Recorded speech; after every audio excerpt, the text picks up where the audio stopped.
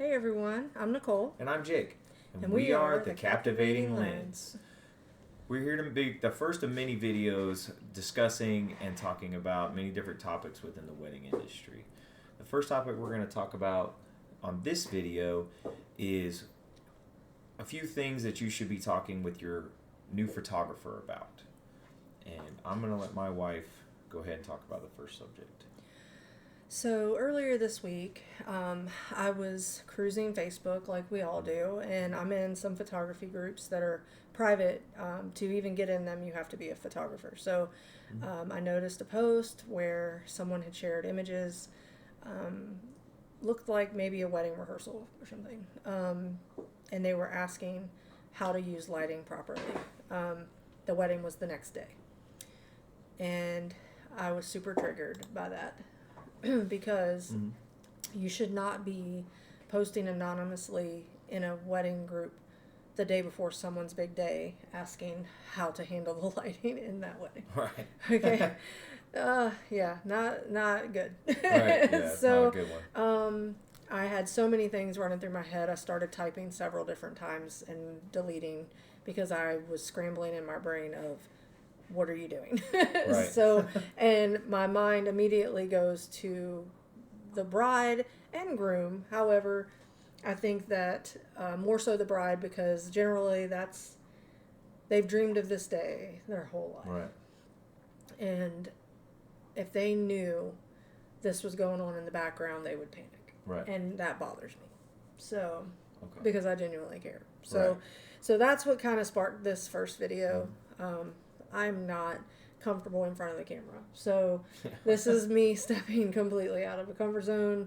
He forced me. So, Yes, I did. so, but I want to share because I feel it's important Right. for you guys to have some tips and tricks to know what to look for and how to avoid that traumatic aftermath that could come if you don't choose correctly. Right. You don't have to choose us. No, Like, you do not. but when you are selecting your photographer or videographer, you need to pay attention and be aware of these things. Right. So, number one, ask about the equipment they use. Just because it says Canon or Nikon or Sony or Fuji, whatever, Yeah. doesn't mean that it's professional grade. It doesn't mean that it's full frame. These are things that you don't know about. So we're going to tell you. That Right. way you know, because Google is wonderful. Yeah. So if they tell you I use a Canon Rebel T5, a quick Google search will show you what year it came out. Yep. Is it full frame? Crop sensor. Full frame is what you want. It gives you a bigger image, like a wider Right. angle. It'll give you all the details. That is Right. not a professional piece of equipment. It's Right. not. In the stages of growth, did I use that? I did. Yeah. And that's why I feel very compelled to share, because I've walked in those shoes. So, Right. and I thought I was professional because it said Canon. So A couple of those points that she's talking about, because I'm the technical guy and I pay attention to those things. First thing I want you to look at is it dual card slot? Okay. If it comes to a engagement session or a family session or stuff like that, dual cards is not necessary, because you can always reshoot Reschedule. those. I can Yep. get you another day. sure I can't can. get another wedding day. I can't just have you bring everybody back together, pay more money, and do all this all again. We're not No. going to do that again. So No. the first thing is you're going to look for in those descriptions of your research is, does it have dual card slot? And that's kind of what it looks like right there. You see a big card slot right here, okay, and then right beside that you see a small card slot for an SD card. This is a CF card, okay. You want dual card slots like that because we shoot in RAW, okay. So they take up a lot of memory. All right. They're big images. They're very big images, and the cards we JPEG carry, is compressed. So Right. RAW is the full-on. I just picture every single inkling of data that is captured in a Right. photo is Right. stored in that RAW image. Right. So Number two I want you to look for is megapixels, okay? Anywhere between 24 to 30 megapixels is generally going to be your full frame high quality resolution camera, professional grade camera, not just something you picked up on a Christmas gift that just to take pictures of your family for Christmas and those little small important events to you. Right. Remember, this is all capturing your day. This piece of equipment right here is capturing your day. Okay? This thing is very important. All right? And they should always have 2 of them at a minimum. A backup body is all right? important. If you have 2 photographers, they should each have a body and 1 spare body at a minimum. If you get lucky and they have that type of equipment with them, each one will have a backup. Okay? I dropped a camera body one time, and it wouldn't turn on. My strap came undone from the bottom. It screws in the bottom, and somehow it got loose. It hangs there, and yeah. This so stuff happens all the time. It does. And once it hit the ground, you don't have time necessarily to fool with that, and you got to be able to keep moving. Right. Again, time doesn't stop. There are no do-overs. Right. So, yeah, a backup body is really important. Okay. Of equal value, preferably. So. Right. Yeah. The next piece of equipment is going to be your lenses. Okay. Prime glass. Okay. You can always, generally, at least for Nikon, or correct myself, for Canon. Okay. A prime glass. Okay, or a prime lens is an L series lens. Okay, and this is what it looks like. Okay, typical lens. All right, you're not gonna be able to tell from a distance, but if you look at this lens, it's got this red line here. Okay, that's an L series in Canon. Okay, this is their highest quality of lens. This is important. Okay, just like this camera body, all right, that records everything for you, this is almost more important than that camera body. This is to make sure you have all that quality. Okay, nothing is missed. There is no smudge. Yeah. Everything's sharp. Okay. Yeah. So understand that. A different type of lens. This one is a Sigma. Okay, it's a different brand, but this is a Sigma Art, not a standard Sigma. A Sigma Art is just like the L series, just a different brand. They're just as high quality. Okay, these are the things equipment wise. Really quickly, there's one more thing, but these are the things equipment wise that I suggest you pay attention to. And remember, it's just a suggestion. It's your wedding day, it's your money. Okay, but pay attention to these things, and they should be more than willing to share this with you. Absolutely. Okay, I've had people ask. Right. You know, what do I use to shoot? I mean, Right. they had a questionnaire that I went down like a job interview, because honestly, it is. Right. Honestly, this is my job. This Yes. is our job. He has another job, but like this is my full-time job. Yeah. You should ask questions. Yes. You're investing a lot of money, so you're hiring someone to do a job. Yes. So The last piece that I think you should be looking for is what'd you call it? An off-camera lens? oh, the Or off-camera flash. Excuse me. An off-camera flash. Right. Um, That was the question that anonymous poster was asking about. yes. How do I shoot in this environment with flash? Okay. An off-camera flash does Goes in not pop up like you see some of them Rebel T7s and T5s, and some of those other like Nikon D700 or D7500s you get at like Best Buy. The flash will just pop up and it's attached to the camera. They're not attached to the camera. Yes. It's got this little rail on it, looks just like that, Slides on. and a camera and a flash actually slides onto it and locks down onto it.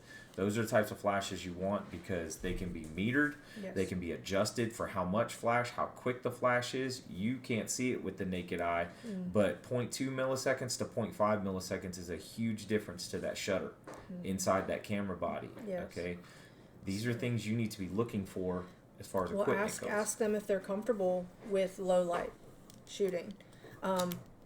Just to be aware, the photos are going to look different whenever a flash is involved. It's going to look different. Sorry, our puppy is playing. Yeah. He's being a puppy right now. You know, we're regular people too. Yeah. So. Anyway, so you scooted away from me. My lean.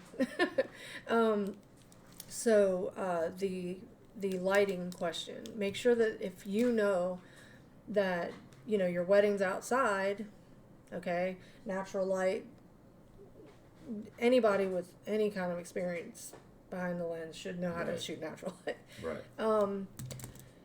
But when you go inside, at the end, when the reception is indoors and people like to use different lighting, DJs bring in Yeah. The strobes and, you know. DJ lights can really throw a camera sensor off. You have pretty to, fast. because the lens will hunt for light.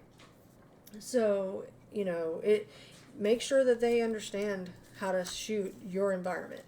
That's important. You know, a lot of times I feel like photographers are like, I can do it, I can do it, I can do it, just because they want to book the job. Right.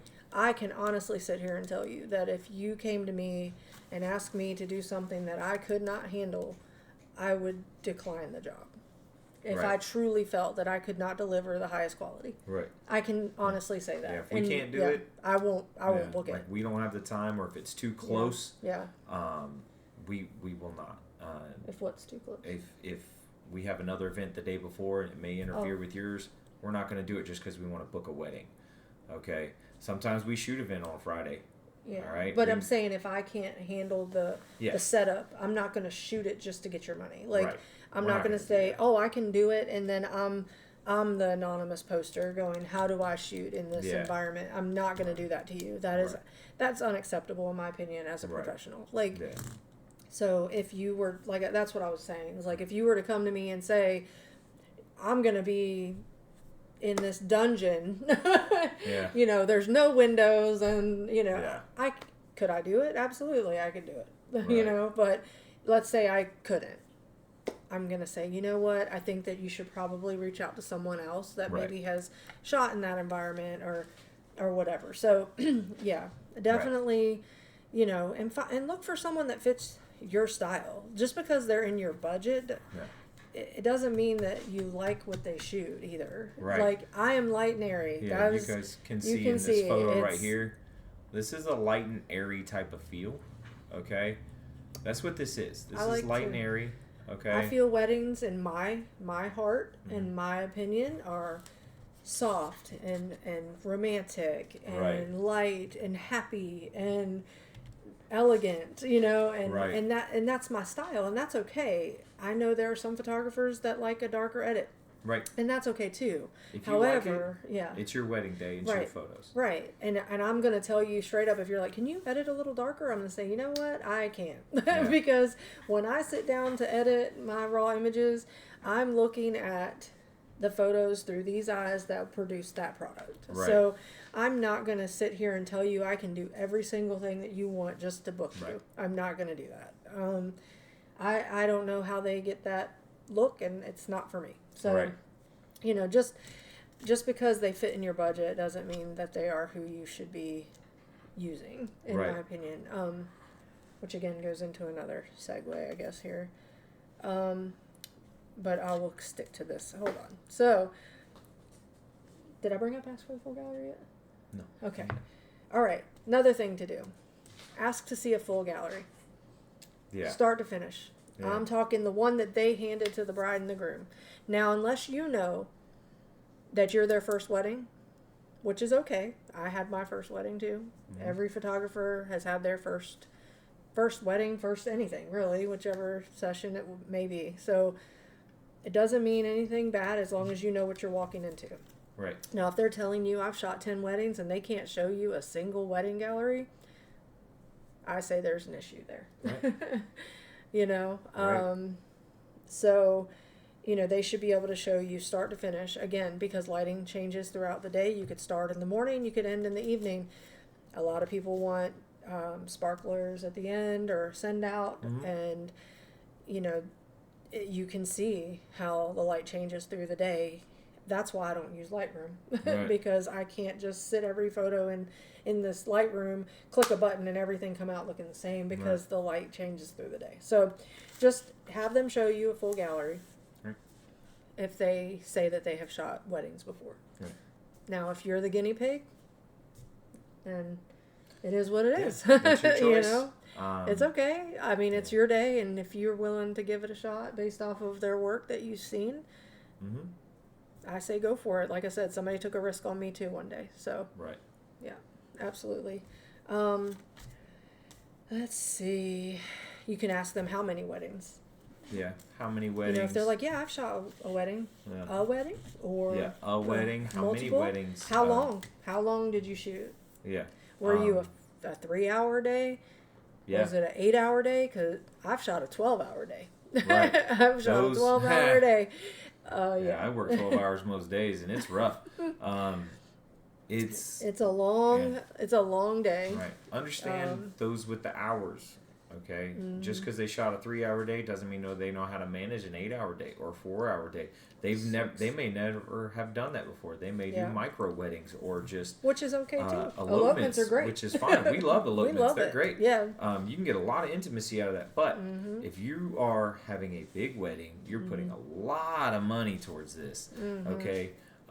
You're not gonna want to hire somebody that may not have that type of experience yet. You ask them if they know how to run a wedding day. I've had to jump in and play a timeline role before. So it happens. Yeah, because the coordinator didn't show up. So guess what? As a photographer, you still have a duty to fit that timeline.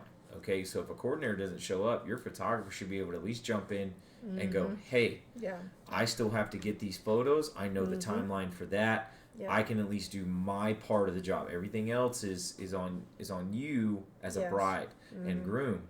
But that photographer still needs to get their job done. They can't just stand off in the corner and go, hey, I'm not running this wedding because that's not my job. It's partially their job to make sure their timeline's met because you paid them money. I'm going to make sure that the photos, if nothing else, the photos will be done. Because at the end of the day, that's what you have left. Right. The dress gets hung up, the cake is gone, the flowers die, the suits go back, everything is done. This is what you have. This is what's left. And that you will show generations and, that you'll look back at. And, I saw a quote a long time ago that said, it's just a photo until it's all you have left. Right. And that's how I go into every event is these photos, it's capturing time, and so that's why this is something that was laying on my heart to share, just to give you some things to talk about. And one final thing I kind of want to touch up on, okay, is price. And I know a lot of people get scared of price. High price does not necessarily mean quality. No. Okay? But in an old adage, cheap ain't good and good ain't cheap. Okay? If you're paying a lot of money and this is your day, okay? Everything is about you and your partner. Okay? And you want everything to essentially go off perfectly, all right? Take these things into consideration so that you can look back on these memories, okay? I'm not saying go out and book the next $5,000 photographer because they may not be your style, okay? They may not have the equipment. They may not have the availability. They may not be able to give you everything you want, okay? You may not need 8 hours. You may need 6 hours. You may just only need 4 hours because you're only wanting specific shots, okay?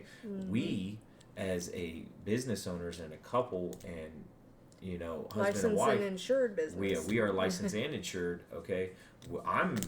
If I'm ever talking to you or my wife's ever talking to you, we're not going to sit here and go, hey, if you want 10 hours, I'll give you a package for 10 hours. But if you want my opinion, you don't need 10 hours. Yeah. According to I'm your never day, going to oversell you. Yeah. Right. According to your venue, you have a bride suite and a groom suite on site. It takes 5 seconds to get to the next suite. I don't need 30 minutes each way to get this done, that done, that done, that done, because we're a team. We do everything together anyway. Okay, it's whether it's video and photography or it's both shooting, so we get multiple angles. Okay, so understand, just because we look like we're not in your budget, don't be afraid to reach out to us or to that photographer you're really looking at. They may have a package that they can still get everything you want within your budget. But don't just necessarily go out looking for somebody for 10 hours that'll do it for $600. You're going to get what you pay for. You're going to get exactly what you pay for. You're going to get $600 worth of the same exact photo. No professional, and I'm going to put it this way, I guess. With you saying that, it kind of like sparked it. No professional is going to do that. No. They are not going to give you 10 hours of their life, because it's not just 10 hours that day. Right. That is the easy part. Yeah. That is the easy part. The work comes after. Yeah. It can take, depending on how many photos, especially with 2 shooters, I'm taking 2 cards. Depending, it can take me a couple of days to cull through, which is the process, and weed out the ones that don't make the cut, because there's gonna be photos that don't make the cut. There's eyes closed, feet cut off because of weird things that happen. Lighting There's shift. a ton of things. I was shooting a wedding once in a indoor area, and somebody hit the light switch in like the middle of me shooting. And I was like, "Whoa!" It was a nightmare to edit. Yeah, it was. But she got it done. Right. It's still the same quality photo. It just takes. There's aspects of things, and there's stuff that doesn't make it through the cut. Yeah. There's that 8-week timeline, and now went to a 12-week timeline, and only because of that. Okay. And again, I hand touch every photo. Yeah. When I'm editing, I'll put it this way: when you're looking at the photos, when they share the gallery, pay attention to detail. Yeah. Pay attention to detail. If it's one that I call wall worthy, okay, if it's the first dance, and it's just you and your groom, the bride and groom dancing together, lighting's beautiful, twinkle lights in the background, everybody's watching, and all of a sudden you look and you see an extension cord running across the floor. I hand edit that out. Yeah. So if I feel that, if that's wall worthy, I'm touching it like that, you know. But I hand edit every photo. Right. But so pay attention to detail. Okay. Yep. So this is just the first video. Yes. Okay. As we come up with other things that we think we suggest you should look for. Okay. Be on the lookout for those. Check out our website at thecaptivatinglens.com. Okay. You can also catch us on Facebook at The Captivating Lens. You can even find our Instagram. Okay. I also do want to mention we're running a sale for any wedding that's booked for 2025. We're taking 25% off for 2025. So if you haven't booked your photographer yet, feel free to reach out and see if our schedule allows it. If we're open, we'd be happy to send a quote over. We'd love to shoot for you. Yep. But yeah, again, don't be afraid to reach out to those photographers and ask for specials or deals too. So. Okay. All right. Yep. Thank you guys for listening to us, and we look forward to seeing you in the future. See you next time.